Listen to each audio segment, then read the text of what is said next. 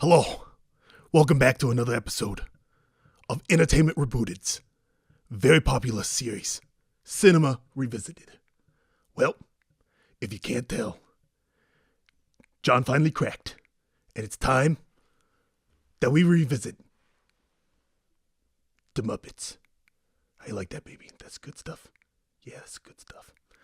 All right, so obviously we gotta be hosted by a couple of Muppets. There's me, and then of course, I'm joined by my esteemed co-host, none other than DJ. Say hi, DJ. Hi. That's some good stuff. I'm liking that. You liking that?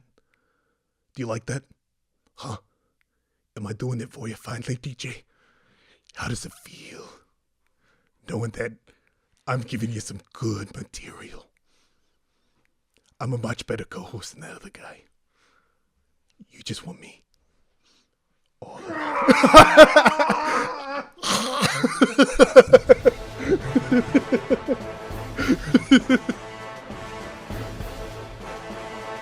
Everybody loves the sleaze.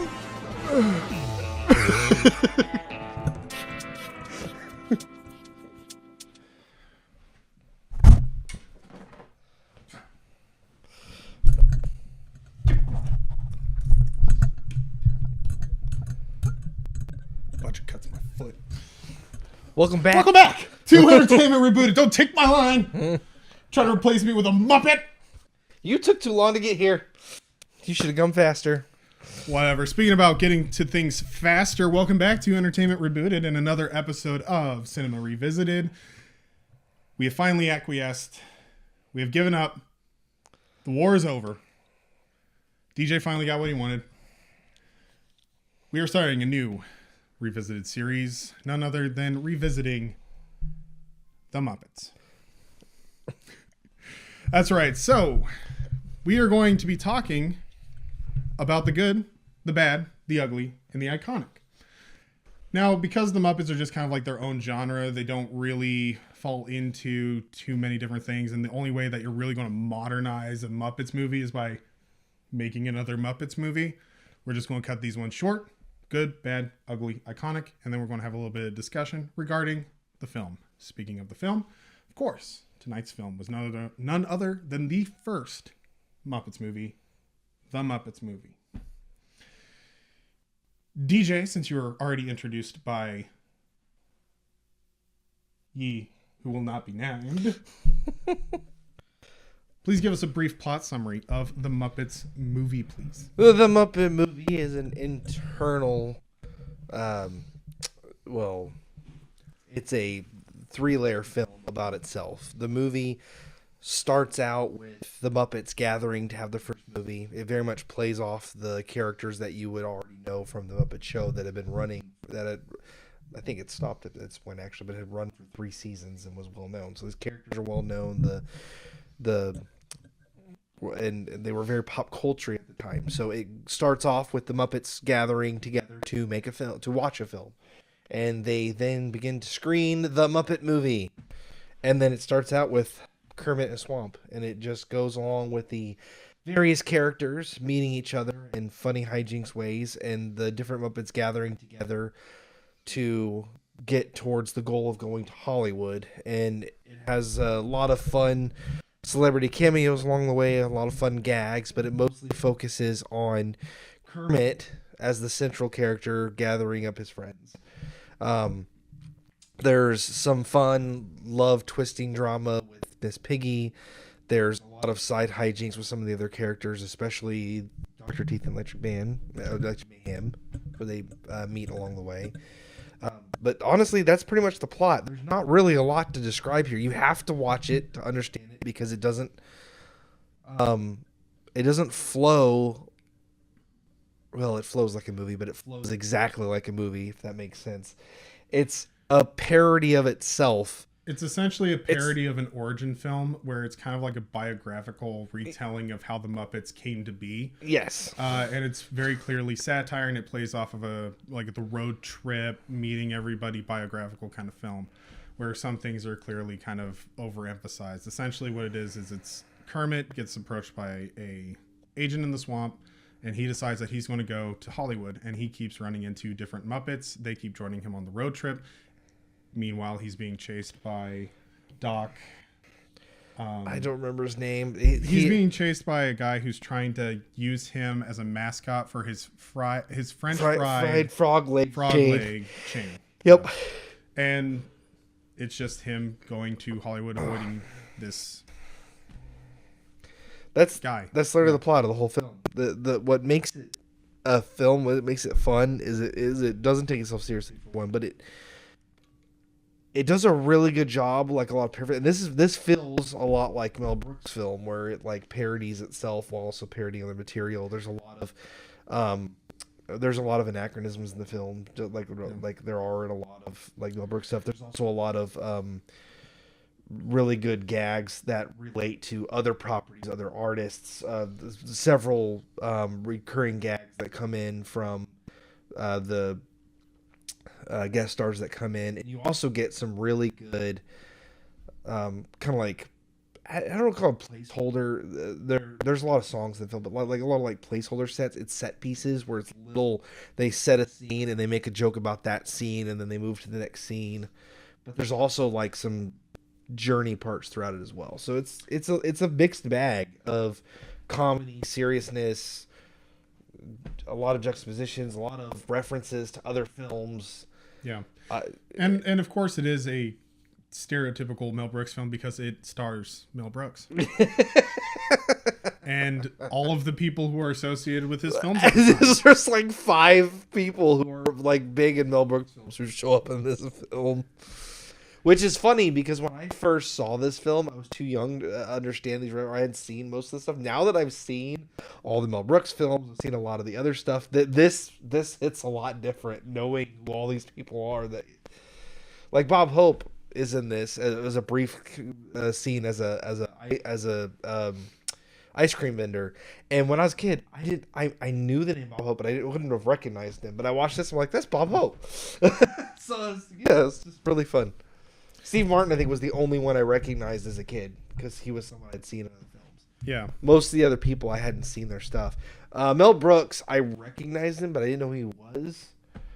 But I didn't realize that was because I'd seen Robin in Tights and some other Mel Brooks stuff, and he was characters in those. Yeah, and he was like older and more dressed up. Yeah, and so I didn't recognize that it was the same character. But yeah, that is just kind of a parody road trip film of itself. It's a blast. You should watch it. So we like to talk good, bad, ugly, iconic. What is good about the Muppets? Everything. The humor. I'm a big fan of subtle humor, and but this one does. I have to like similar to Mel Brooks though, but its own the way Muppets do it is they have a lot of subtle humor, just like situational subtle humor. The fact that these characters, one of the things that's funny about the Muppets is all the human characters treat the Muppets like their fellow actors. Mm-hmm. That's what makes the Muppets so much fun. Is the guest stars and the other actors don't treat the Muppets as a joke. They treat them as characters in the film. They treat them as co-stars. And that works really well with the humor too, because they play that humor, and there's this serious conversations these characters are having between a man and a frog puppet. Or a Fozzie Bear. Yes. And the thing too is that it's very apparent that even from the first movie that you have 2 different philosophies when it comes to approaching the Muppets. You have treating them like serious actors or being a Muppet yourself. That is correct. And so Mel Brooks perfectly encapsulates being a Muppet himself. Yes. So does Steve Martin. Yeah. Yes. Yes, that is exactly true. Like there's a lot of characters who they either treat the Muppet like a fellow actor or they become a Muppet themselves to me, that one way or the other, so that they don't feel so out of place. And It's funny because you're watching a movie like this and they're puppets, but a good 10 minutes in the film you don't feel like you're watching puppets anymore. You feel like the Muppets are living creatures with their own personalities, and that makes the humorous situations a lot more fun, especially when they market the fact. There's a point in the film towards the end where they're like, you're animals and I'm allergic to animal fur, and they're puppets, but that's the first time they really like acknowledge that they're animals as well. And then they start like shedding in order to make her sneeze and stuff. Like that's hilarious because they're puppets. Like, but you take there's like these characters are like they feel like they have their own personalities and their own souls, and it the way there's a difference between like a puppeteer and standard like way you say it and the way that they do it. It just makes that the humor, the juxtaposition of the characters, the mixed situations hit really really hard. I like that. I liked how the movie just that like the humor and the way the actors interact with each other. Yeah, it's solidly done. Very good character work in it. I would say that the good is the musical bits. The film in and of itself is technically musical, but technically not a musical, because they have breaks where they do musical numbers, but the musical numbers aren't necessarily them just in the scene. You know, it's not them necessarily just doing exposition and stuff. It's not like a that. standard musical where like everybody starts dancing and like it breaks the mood of the thing. The music is saying within the mood of what's being done. Yeah, and it's just them participating in the song. Yeah. So you don't have the musical like flash over to now we're doing a musical and everybody's involved in this musical number. It feels very natural how they roll into Kermit begins the movie singing and somebody comes upon him singing. Right. When the car breaks down, they go on a campfire and they start singing to help with their mood. Mm-hmm. When their teeth sings when they're doing the car because they're helping out their friends. Yeah. Yeah, and when we end the film, they're all huddled together, and to kind of like deal with the end of the movie, they go into a musical number and they sing to each other. So it's like it's I would say it's very good because it's not a standard stereotypical musical, but all of the musical numbers are very well done and very good. So I do like to add to that. I really like how like Miss Piggy, there's a song she sings where she's singing about like her and Kermit, and then she like off key at the very end like sings very boisterously, and it's just they don't try to correct or overwrite the voices of the Muppets to sing. They sing in the Muppet voices, and it's hilarious. Yeah. Oh yeah, and the Miss Piggy one, that her song was ridiculous. It was good. It was like over the top. Yes. The character. And the thing too is that she's the one that's the most in a musical when she's singing, because she has the montages and everything like that. But it fits the character enough that you're like, no, she literally just broke out into song, and everybody's just kind of there. It ends with her like with Kermit. Yeah. Like she was actually doing And all she's literally singing at him, and he's like, oh, okay. So it's like That's good. It is like one of those things where it's not like the stereotypical music break. Yeah. They are actually singing. It flows really nice. And it feels like it's natural, yeah. How about bad? I know that you're going to have a hard time because you love. No, there's the big bad of this film actually is kind of it's not the pacing itself. There's a lot of slow rolling in it, and I think that comes with a little bit of the age and the material that it's trying to push.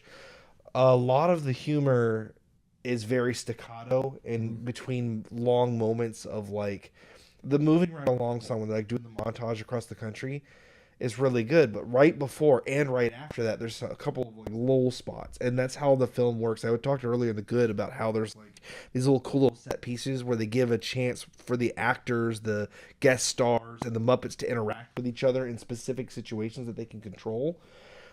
Every time the scenes that transition between those get a little rocky sometimes. There's a lot of places where the humor dies off a little bit and then comes back up. There's some I would call it an inconsistent pacing. Not bad, just inconsistent. It's like fast, slow, wrap around, fast, slow, fast, slow, fast, slow, fast, slow, wrap around, slow, wavy, like. It's a roller coaster ride of pacing, and it's jarring. The Muppets hold it together a little bit, but it can get a little jarring when you get to the parts where nothing's happening.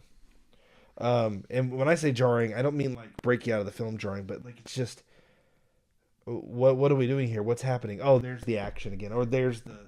It's some of the things that you kind of feel a lot in like a really heavy like 90s action film, which is weird because the movie's not an action movie, but it has a lot of like quick scening.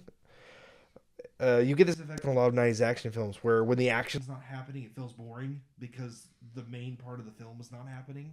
Yeah. This suffers from that a little bit. When the Muppets aren't doing Muppety things with their people, it starts to grate, and a couple of the songs go along with it. There's 2 songs in the film that grate a little bit because they go a little too long or a little too hard. Miss Piggy's is one. It's hilarious, but then it just keeps going. Yeah. And you're like, okay, we get it. But, We could have cut it in half. right, but it's okay. Like, you're like, it's not too bad. But then they do another one, like, right after it. And you're like, oh, okay. Like, you have the scene of them singing, and then, like, almost right after that, they're in the restaurant doing their scene together. And it slows the movie down. There's a lot of that in the beginning, like, towards the end of the first third of the film, into the second part, that it really hits hard. Yeah. Not ugly, just bad. Yeah, I mean, pacing. There's some issues with pacing. It also could just be a 1970s thing. This is very clearly like a 1970s movie. Yeah, and 1970s movies have some pacing stuff I've noticed. Like even when we were watching the Mel Brooks things, it kind of has the same similar kind true. of aftertaste with the pace. That's what I call it. I called it in the Mel Brooks ones. I call it accordion pacing, where it's like there's a little bit of that in this too. Yeah, it's just a little jarring. It's not awful. It's just jarring. That's fair. Bad. I'd have to say that it's just kind of a personal gripe of mine, I guess. I didn't really care for a lot of Miss Piggy scenes. I just didn't. I thought that she was a bit grating. Like of all the Muppets, of all the interactions, of all the talking and things like that. Yes. It was just one of those things where I personally, I just probably half of the scenes that she was in, I was just like, oh, okay, can we move on? Can, like, her song goes long. Yeah. You mentioned that the song goes a little bit long, and you're like, okay, I'm kind of done with her singing about this. And then she does a couple of different actions and stuff like that. It's like, okay, the scene's going a little long. Can we get to another character? Can we get some other dialogue? And I don't know. It was just I think it's just a personal thing. I've never really been the hugest fan of Miss Piggy. Her whole purpose of her character is to be grating. That's literally her purpose. She is meant to be incredibly haughty, self-absorbed, narcissistic. Yeah. She has like 15 personality disorders, and that's what makes her hilarious. Well, no, and she is. Like, but she can. But the downside to that is she can actually grate on you because she's meant to be. But sometimes she's too good at it.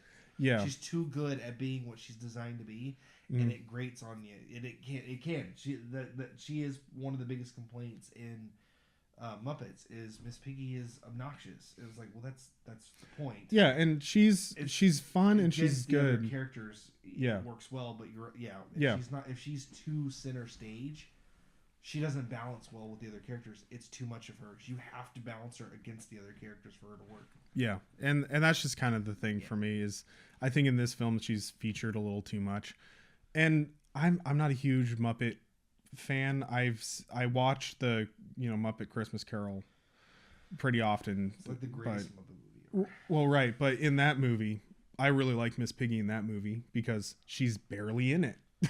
So the scenes that she's in, she's very impactful. Well, and when her being very heavily featured in this one, after a while, it feels like she overstayed her welcome. I was actually relieved when her agent called.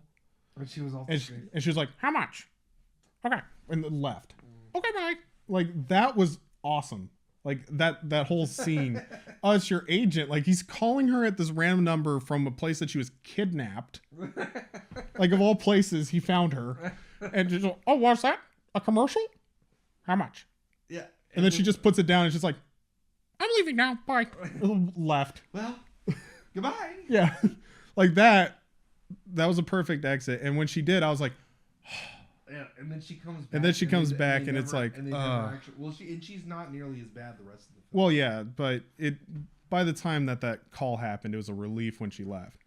I would just say bad. It's like she doesn't derail the film. I understand that she's supposed to be a bit grating. She's supposed to be kind of out there. They're cartoons. Yes. For characters. Yes. So. And stereotypes and yeah. Yeah. So it's just, it's fun. It gets a little bit old. So she's bad. She's not ugly. Doesn't ruin the film. But I'd just be like, yeah, she's not my favorite part. Speaking of ugly though, what is the ugly thing? What is the thing that you would actually kind of warn somebody about if they're going to watch Muppets? So my ugly, really, it depends on if you're watching this as if you're like a fan or know the Muppets, or if you don't know that at all. My main complaint as an ugly is that the other Muppets get significantly backstaged in this film. Fozzie gets a good amount of thing, which is good, but like Gonzo shows up as like a goof character, but rarely gets any show stopping in it. Rolf tags along with him, but you don't get to learn a whole lot about him. It's mainly focused on Fozzie and Kermit at first, which is good, and then Miss Piggy comes in, she gets a large spotlight, but then after those three, like all the rest of the characters just kind of like shoehorned in. Dr. Teeth and the Electric Mayhem get a huge intro scene, and then they don't show up until the end of the film. And so, well, and they mention it because they have the screenplay that they're like, we'll leave for now, kind of thing. I think they actually say like, we're going to leave for now until you need us or something. They said that when you make it big and rich, we'll come to steal your. Oh, that's what it was. Like, yeah, we'll come to like leech off of you. But the sorry if things are a bit incoherent with our like remembering and recap. Just for people, the projector, like literally 30 minutes from the end of the film, my projector blew up. It's part of the reason I keep like doing this, is because my ear kind of messed up. But the other thing is that because of that, we had like a 15-20 minute intermission between the first half of the film and the last 30 minutes of the film. So just letting you guys know, I'm sorry ahead of time if we seem a little bit off. We did just watch this movie. We just watched it in 2 parts. Yeah, pretty much. Yeah. Sorry. Very good. So yeah. Anyway, that was. Now I lost the train of thought. Oh, anyway. See, this is what happens when you break things up. You ruined it all. No. That's what I'm good at, man. You're like the popping thing all over again. Good shell shock from that thing. Anyway, yeah, the ugly for me is the fact that a lot of the other characters just don't get as much of the spotlight. And like, yeah, Dr. Teeth, like where they're like, we'll show up probably towards the end when you get famous, but then they read the script and go save them, which is funny. Like it's a funny Deus Ex Machina. That's hilarious. Like the script literally called for it. Like Dr. Honeydew and Beaker get barely a little bit towards the end. A lot of characters are only in the. I know they can't get them all in there, but the fact that like just like basically 3 of the Muppets are like 90% of the movie, it'd be nice to get a little bit more of some of the other characters in there. Well, yeah. Just that it hurts a little bit with when you're used to the Muppets and you see the Muppet Movie and it's like 5 characters. Yeah. Through most of the film, heavily on Kermit, which makes sense. I mean, he's the lead character, but I just. When I saw this as a kid, I had seen a good bit of the Muppet Show. I knew a lot about it, and I actually saw this movie later than some of the other ones.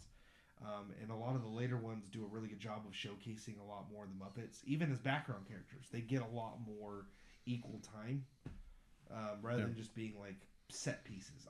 The Muppets shouldn't be a set piece. The Muppets should be characters. Yeah, so that's ugly for me. It being the Muppets, it should have the Muppets. I'm going to piggyback on that with the ugly. I think that this film, I'm just going to warn you guys ahead of time, the best Muppets are not in this movie for very long. We don't get a lot of Beaker. We don't get a lot of the Swiss Chef. And we don't get a lot of Gonzo. No. And Gonzo is one of the 5 people in the car. And he's one of the best Muppets. That was exactly the point. Yeah. Actually, no, I'm like I said, I'm piggybacking on it. It is like I was those. Gonna say too, my ugly. Like, what was your piggyback? So I was just gonna say the Miss Piggy thing. I'm with you on that one, but that's more of my ugly. That's part of the problem. Miss Piggy comes in and steals the show, and you don't get enough of the other characters, and that's part of the problem. But go ahead, sorry. I just wanted to. Well, I'm partly joking on it too. Like, Beaker is one of my favorite characters. I understand though, like why he would not be heavily featured in the movie. Well, he's heavily featured in later films. Well, yeah, because he's hilarious. but but the other thing is like the Swiss chef shows up at the perfect time when he's running the film and stuff. The ugly is that I would just say that it is just kind of disappointing. It feels like even though the Muppets are 100% in this movie because it is the Muppet movie, it almost feels like you're not getting the full Muppet experience because there isn't that wide variety of characters. Yes. There's a lot of human characters. There is a lot of human characters, and there's very few Muppets even in the background. Yes. It's whenever they run into a Muppet, they either join the crew or they're very quickly like brushed aside. Yes. They have a couple of lines like Beaker and Dr. I didn't think of that's Honeydew. the right way to say it. Yeah. It's human heavy. It's called the Muppets, and it's very human heavy. Yeah, and you only get 5 Muppets the entire time, really. Like, you really only get Kermit, Miss Piggy, Gonzo, the chicken. What made the Muppet Show fun and what made it work is that Fozzie. you had a ton of Muppets with like Fozzie. a few human guest stars. Yeah. The Muppets were the feature. This is a feature-length Muppet film, and they're all humans. Yep. They're all people. I was like, no, where is the Muppets? Yeah. So I would just say that that's just But that kind might of. also be because it's like the first film, so they were trying not to overuse them. But Well, it's the first film, and I'm sure that it's also just like budget because yeah, if you think about it, any time that you bring a Muppet on screen, you have to create a set in a way that it's intelligent to have them. yes, And when And they you're get having them better over interact, time. yeah, and when you're having them interact with human beings and stuff like that, you can't have your Muppet way up here like you normally do for their little moving set pieces. yes. So That is part of the reason they do the set pieces, which is really fun. But that's part of the reason they have to do that is because they're puppets, so they have to set scenes, in order for the puppets to work. It's amazing. There's a lot of scenes where Fozzie and Kermit are like free moving, yeah, that are really fun and cool. And you can tell they did some like tricks, like with like stringing and like did some things with like like you could see there's a little bit of like rotoscoping where they move because they're trying to avoid the strings or doing stop motion even. They do some fun little tricks, but it comes out really cool. yeah. It's and honestly it ages really well too. But It does stands age out, pretty well. Yeah, but it does stand out against the fact that they did that so well when the other Muppets don't get to be in it. You're like, well, you did it so well with these two. Why can't you get the other ones in here? Yeah. And it's not even like it's like one sneaky scene where it's like just the two of them once. No, there's like 8 or 9 scenes where the Muppets are free roaming without their puppet strings, and they make it work. So you could have done it all the way through. You just didn't. Yeah. But they also, I would say, as my last point on that, is they probably also wanted to focus on the more well-known popular characters from the Muppet Show, and that is Kermit, Dr. Teeth Elected Mayhem, Miss Piggy, Gonzo, Fozzie Bear, and the what did I miss? I missed someone. Oh, in Scooter. Like those are the main characters from the Muppet Show. They're the ones that run the theater, and so they focused a little heavier on those characters, and I get that. But yeah. Okay. Touched a bit about ugly. How about iconic? What is iconic about the Muppet movie? there's a lot of iconic about this one.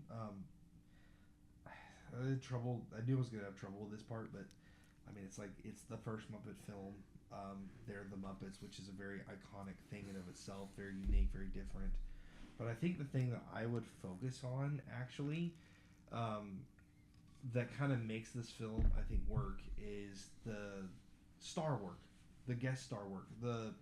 They have a long list of celebrity guest stars that played themselves or played characters, and they fit in the movie really, really well. But it's a great nod to the original material of the Muppet Show, where celebrity guest was a major thing, and it starts a trend because celebrity like appearances on the Muppets or with the Muppets is a huge thing in Hollywood and culture. You have people like Bob Hope is an ice cream vendor, and he just plays the part. You have Steve Martin, who plays the waiter, and he plays the part as a Muppet. We talked about it. He plays as Yeah. a Muppet. Bob Hope plays a human character, treating the Muppets as an actor. He has, it's the silliest thing. He's talking about he got a honey for the comb for the bear and like a dragonfly, Dragonfly Marley or something. Like a swirl or something. Yeah, a dragonfly swirl. And he just says it so seriously, he gives it to him. But he makes a little joke when he does it. It's such a an endearing little thing. I already forgot the name of the actor who was the balloon salesman. It was Richard Pryor. Richard Pryor is a balloon salesman.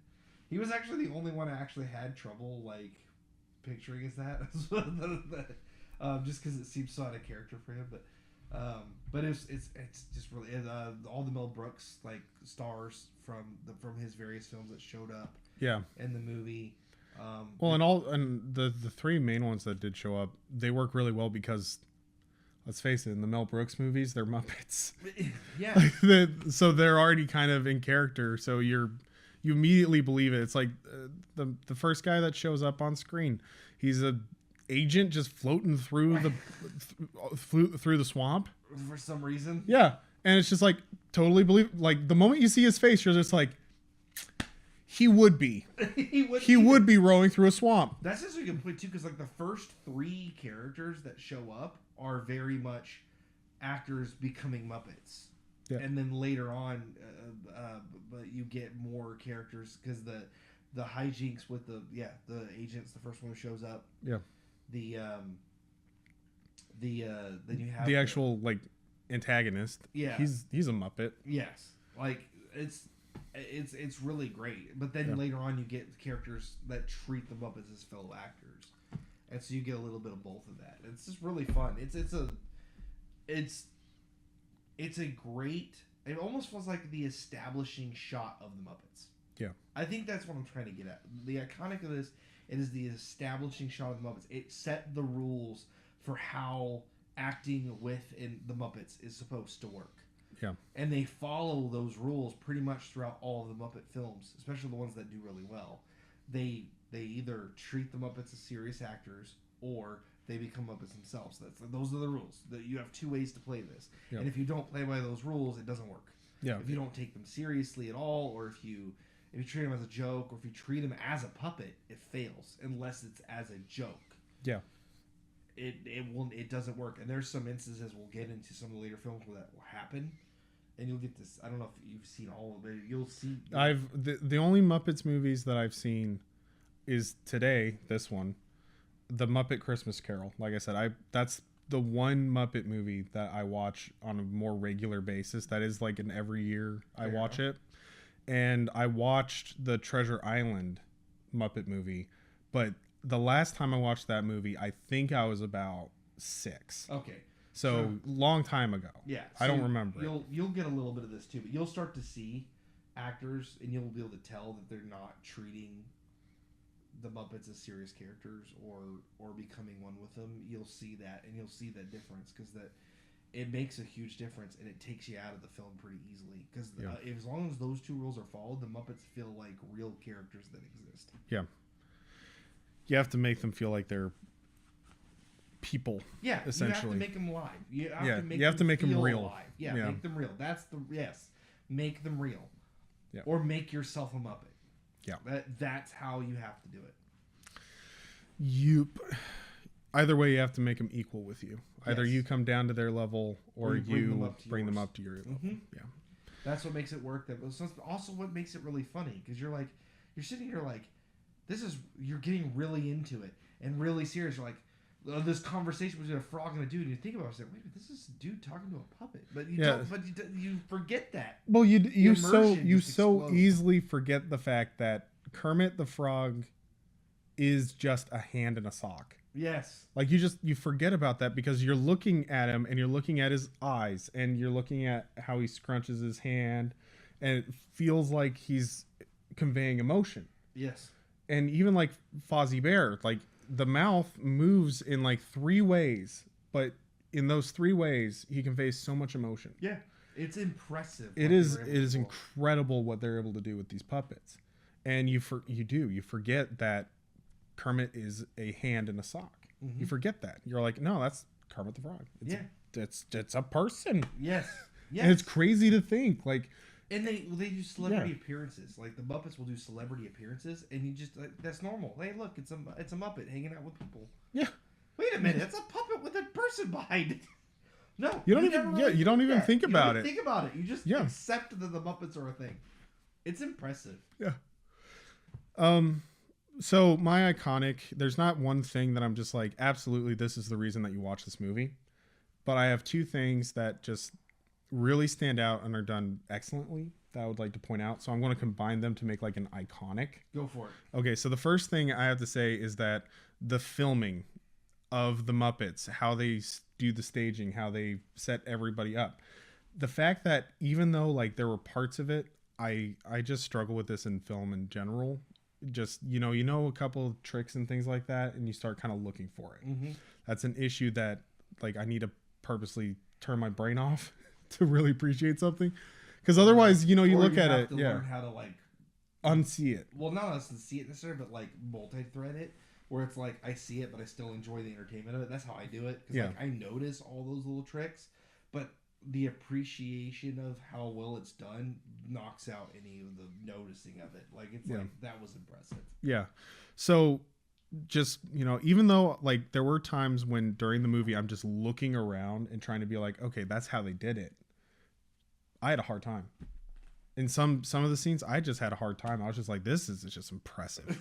That's actually because they're moving dancing on stage. Well, right, like they're moving the cameras around and they're showing like different angles and stuff like that. I'm like, okay, so they're just going to just show like the head and maybe a little bit of the body, and then they show like the full body on the log, and I'm like, okay, that's impressive, because they actually like built the thing so that they're sitting, but they're still able while they're sitting to look at the right characters and interact in a right way that's believable.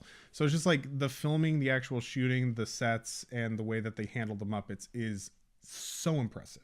Yeah. It deserves to be mentioned. So that's the first one. Just deserves to be mentioned. It's expertly shot. The other one is the dialogue and the humor. It's not just funny, it's not just cheap. It is so clever. The dialogue is just straight up clever. All the little jabs, all the little humors, all the little things that they point jokes. Out. The fork in the road joke is one of the most deadpan but also hilarious things I've ever seen. Well, because funny every time I see it. Yeah, because like, you kind of expect it, but you don't expect it. Nobody's actually thought to do this before. It's brilliant. And when you see it coming, he's like, turn left, the fork in the road. You can see the fork up ahead. Yeah. You can see it. But it's still... If you're not paying attention, you'll miss that part, and you'll see it when they turn, and you laugh. When you see it ahead of time, the first 2 times I've watched, 3, I don't know, I've said it's way more than 3 times. Every time I've ever watched this, I never noticed before you could see the fork coming in the windshield. I never noticed that. I only caught it when they turned, and I caught it for the first time this time. I'm like, it's right there. It's amazing. Yeah, but even just it's like little words and different intonations and stuff in the background. Yeah, like they say something and then it's fully realized later. A lot of foreshadowing, a lot of like setup, a lot of layups.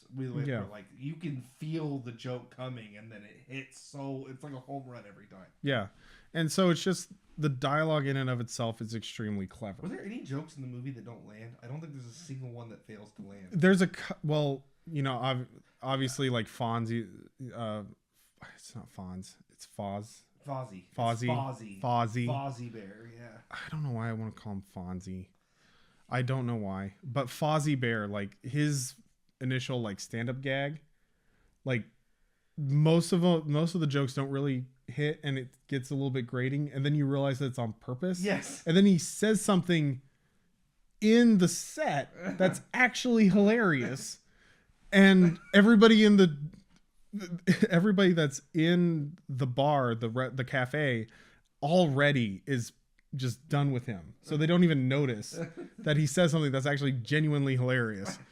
It's when he's talking to the audience too. Yeah, and he's talking directly to them, and it's hilarious that he's saying it. But it's just like, the little bits of dialogue. There once was the a tiny fat things. sailor. How fat? How fat? So fat that Everybody liked him, and they never had any problems with it. He was so fat that everybody liked him. There was nothing funny about it. And then and then Kermit's immediate reaction was like, "Oh, he's lost up there." He's like, maybe he should come. It's a running gag. Hardy Krishna. And they put that on the side of the church. Reverend Hardy Krishna. That's another thing that's really clever about it to add to that is that they never overdo the jokes. Yeah. We talked about Miss Piggy's thing being a little long, but that's the song, which the joke is kind of the song, but it still works. It manages to pull out just when you're about to strangle her, which I think is part of the point. Like, it pushes her just enough that you're like, I'm tired of her, and they're like, okay, we get it, you've had enough. But all the jokes are like that. The Christian joke, the last time I think they show that is at the church. Yeah, they only do it twice. Yeah. And the thing is that they do it once. He says, "Well, that's going to be a running gag or something like that." Like, or it sounds like yuck. It sounds like a running gag. Well, this is the second time it gets mentioned. It says because when he says he's lost in the swamp, he says it. Oh yeah. Then he's like, "Oh, it sounds like a running gag," and then they do it one last time. Yes. And then it's and done. Then they're done, and then they're done for the rest of the movie, and that's it. And like I said, that's why it's like the dialogue is really clever. Like, they do a joke, they have like 2 or 3 running gags. They only acknowledge one. Yes. And they do it 3 times, and that's it. And it's literally, they do it once. He points out that's a running gag. They do it one last time. Yep. That's it. But it's just, the dialogue is just very, very clever. And it works very well. And it's another thing, like I said, it's like the two of those, like the filming and the dialogue combined, make it iconic. But those things individually aren't the iconic thing. It's the fact that they work together. They're filmed extremely well. It's filmed expertly. You really get sucked into the fact that the Muppets are doing all this stuff. And then the dialogue is so cleverly done that it's so believable that you're not sitting there going, okay, here's the layup and they're going to knock it out of the park. Here's the layup, they're going to knock it out of the park. You just kind of see them talking, and then the comedy hits and you're just like, it fits. It fits with the characters. The dialogue's clever. I will add to that made me remember too, because I talked about like my ugly was more personal because of the Muppet things. If I was to give this to somebody who's not a Muppet fan, that would be the ugly as well. To double cap that, it is the Muppets. If you don't like the Muppets, you're not gonna like this movie. Like, I don't mean like not like them. I mean like if the Muppets like viscerally upset you, this movie is gonna hurt you. I know a lot of people just don't like them. They just don't understand. I think it's like an empathy break. I know a lot of people similarly have the same issue with like animation. Oh, okay. They can't emulate with animation. They don't feel the character emotions. It just doesn't match for them. They have to see people. And I think it's a lot of people who like the live action like makes of things like that hits them a little harder because like I don't understand this as a kid, but now I get it because it's real people. The Muppets have that same cartoon-esque like problem. If you can't see cartoons as people, if you can't see claymation, if different mediums of like art forms you can't like emote with them or like empathize with them. Yeah, the Muppets are going to give you the exact same problem, and that would be an ugly for this. Like this movie has a lot more human characters than some of the ones that will come up, but if you can't empathize with the Muppets, it's going to be a tough sell. So that would be just another little tidbit of an ugly.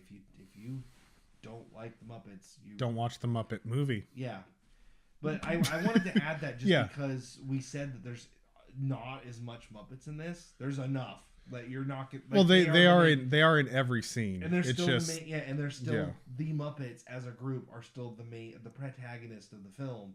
They're still the point of view characters. Like it's gonna be very upsetting if you don't like them. Yeah. Despite the heavy human presence. Yep, definitely. All right, so good, bad, ugly, iconic. Is there anything that you want to talk about, or do you think you've talked enough about the Muppet movie? Is there any, like, just topics? My final words on this film is that the Muppets is a very unique experience. It's a lot like the Lego films that have been done or like claymation stuff. It's a it is a medium, or actually, I would interpret it more kind of like, what was that? Roger Rabbit. Who Framed Roger Rabbit? Yeah. Like where they mix cartoons and people. This is very similar to that. It's kind of a precursor to it. Yeah, but the difference would be though, whereas for Roger Rabbit, the main character is a person, and Roger Rabbit is a secondary character. The character of Roger Rabbit himself being the main lead would be more of what this is. This is like if the cartoons are the protagonists and the humans are just there to be there. There really isn't anything else that's really done that. All of the Disney films, all of the other films that have mixed styles of live action with animation or live action with things, the human characters were the primary characters. They were the point of view characters. They're the protagonists. The other characters are the other.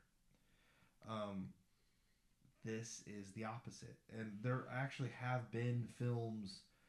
There was actually one, Chip and Dale did this more recently. Yeah. It's an animated mix with live action film, but the animated characters are the protagonists. It's really, really well done. And the Muppets are kind of the precursor to that. The Muppets kind of established this idea that the animation could be even a good example that's done almost close. Rockadoodle, is that the name of it? Yeah. Where a boy, but he becomes an animation. So he's an animated character, but he's still a human first. Becomes an animation, and then he's still the protagonist. Rather, the characters got pretty close to this.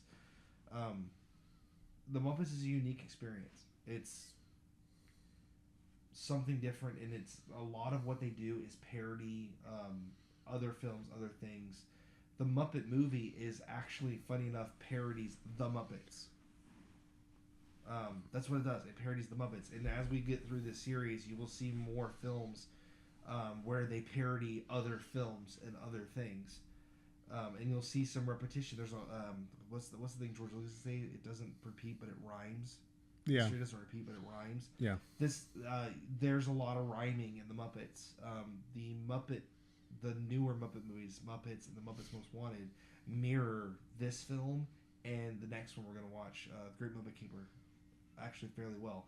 The Muppets is kind of a coming to journey film that parodies itself. So is the Muppets, and then the Great Muppet Keeper is like a parody of a style of film, and a caper film with like intrigue and espionage, and so is the Muppets Most Wanted.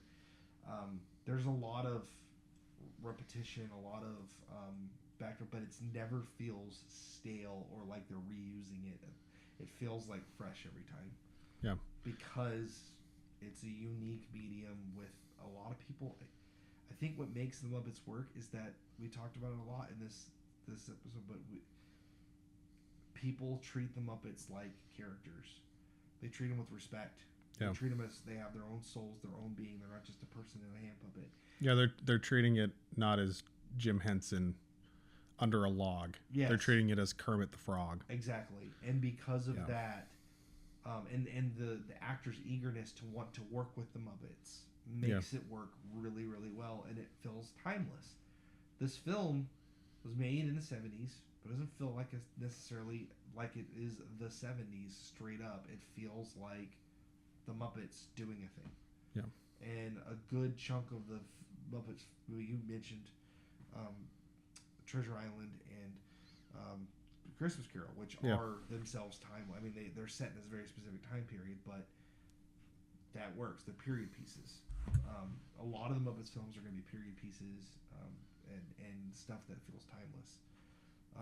There's a few exceptions, but that is one thing about this movie too, is that it's not hard stuck in its era. Yes. That's the nice thing about this movie, is I would say that you could watch this movie and you would not really be lost.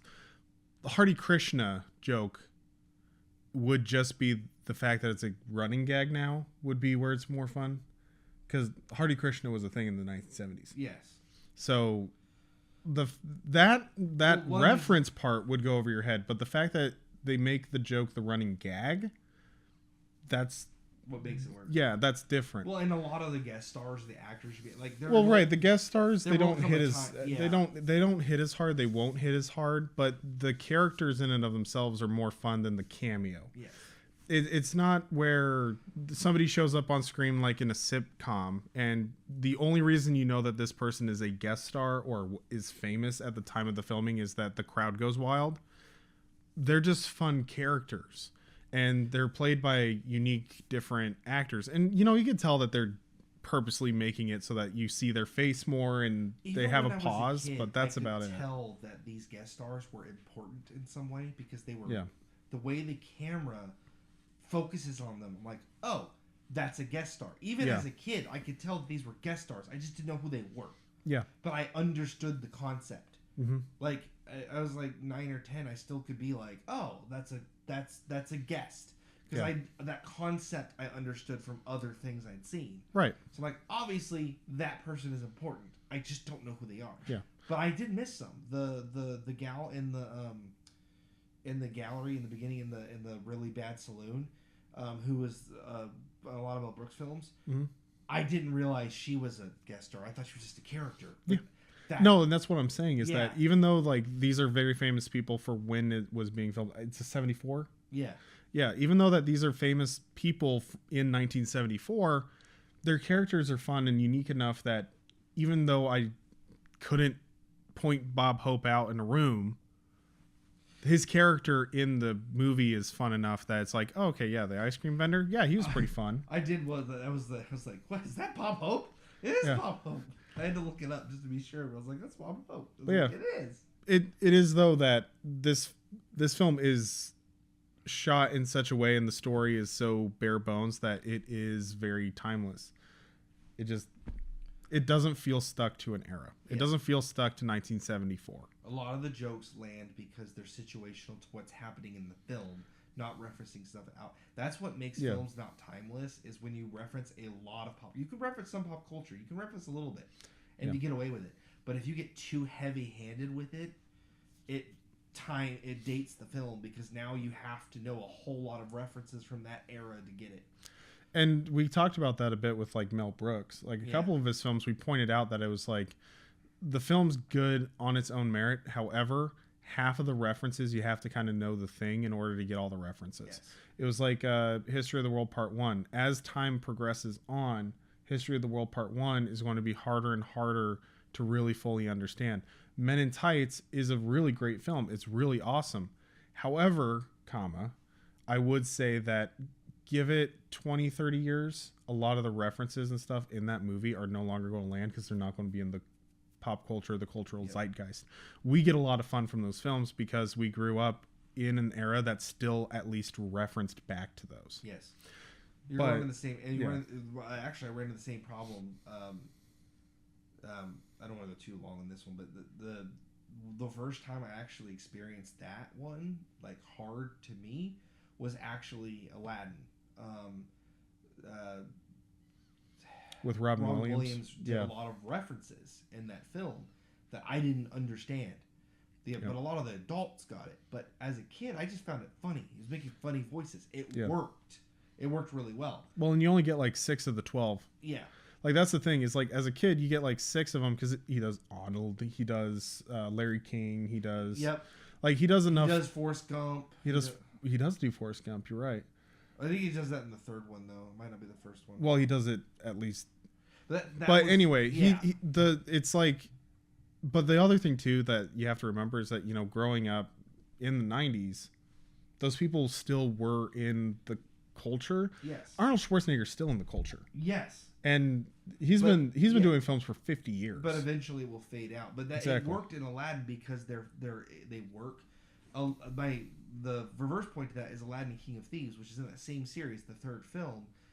He makes a lot more references and anachronisms in that film, and a lot of those ones didn't land because they were very specific instances. He does the like the one that works. The magic is that magic that works.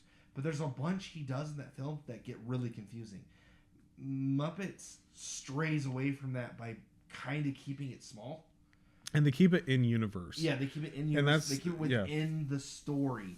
If you get too big with those references, you now have to do homework to understand the film. And your film's going to become so dated. Yes, you Like, have to keep them where if the references don't land, at least the comedy of it has to land. Yeah. And I think that's just like, that's an issue that a lot of people are going to be running into. There's already films, even really popular films now, that are coming out that they're already dated within 5 years because culture just keeps moving on, but they become so intrinsically necessary to some of these films that they're not timeless anymore. And I wish that people would take more of a note from the Muppets, where if you're going to be creating a story, just set it in its own universe where it's not culture heavy, where it's not necessary to be in a certain time period. And that's the thing too with like I in the Universal Monsters, like whenever we talked about like modernizing it for modern audiences, one thing I pointed out was that a lot of these films, I purposely said you need to set it around the same time period. Why? Because we can establish the universe the way that it is. You don't need to understand any of the pop culture things that are going on in the 1940s if I said something in the 1940s.